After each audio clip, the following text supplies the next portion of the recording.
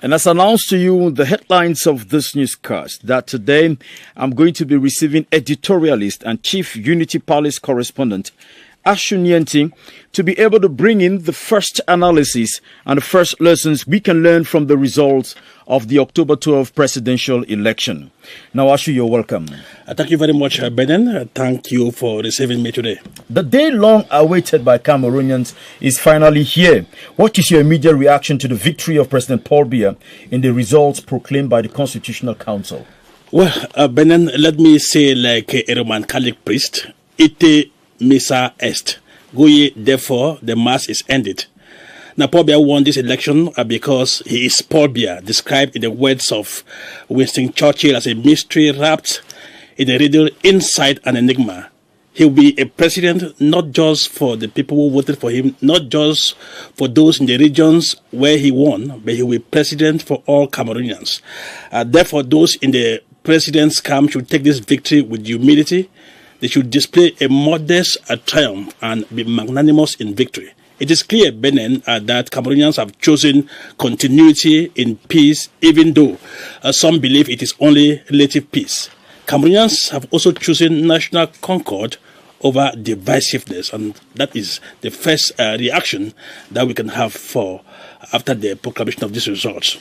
Now, when you look at the results, you notice that the president of the republic is top. You have Issa Chiruma Bakari with 35.19, and then the third, Cabral Ibi, is coming with 3% or 3.4%. What major lessons can we read from the election outcome?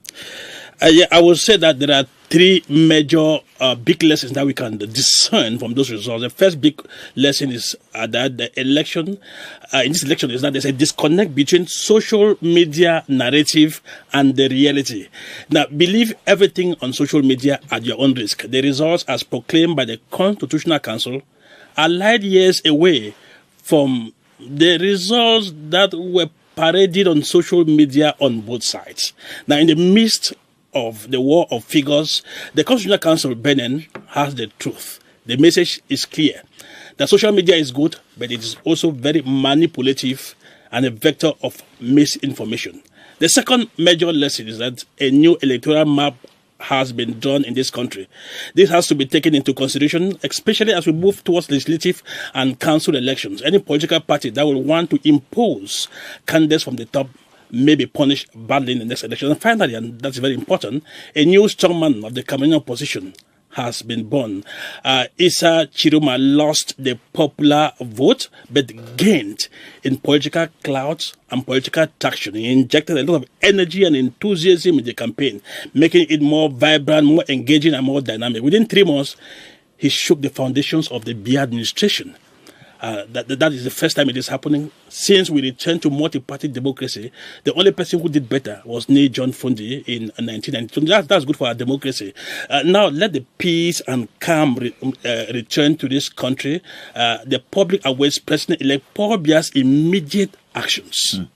Let's go back to the figures, Ashu NYENTY. President Paul Biya, as we said, it has 53.66% of the vote. Now, looking at these figures, what could be the underlying message? Now, beyond the figures, Benin, there's a subliminal message which has been passed across. 7 years ago, President Paul Biya had 71.28%. Now he has 53.66%. That is an 18 percentage point gap, a drop. The message is poignant, it is implacable, it is unmistakable. Cameroonians are still with Paul Biya, but they need some form of paradigm shift. They want a change of methods, a change of perspective, and perhaps, why not, a change of political personnel. The divisional officers should treat Cameroonians differently. The senior divisional officers, the governor should treat Cameroonians differently. And those who have been fortunate, lucky enough to be ministers should become ministerial servants. True to their Latin name, ministare, servants of the people. They should come down from their high horses. People just want to see a change in attitude. If you're not used to smiling before, just smile now. As for President Paul Biya, he needs to get down to work immediately. The task is daunting and his myth has been challenged.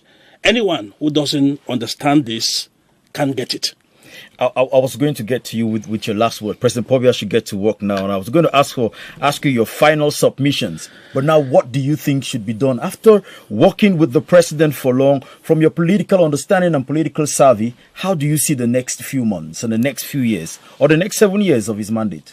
The next few days, the next few months will be challenging, demanding, and full of expectations. And now you ask my last word, Benin. You see, the book of Ecclesiastes chapter 3 says there is a time for everything under the heavens.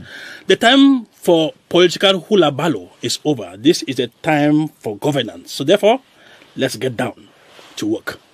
Thank you very much, Ashu NYENTY, editorialist, chief Unity Palace correspondent, who has given to us the first statistics and lessons we can pull from the results of the elections today.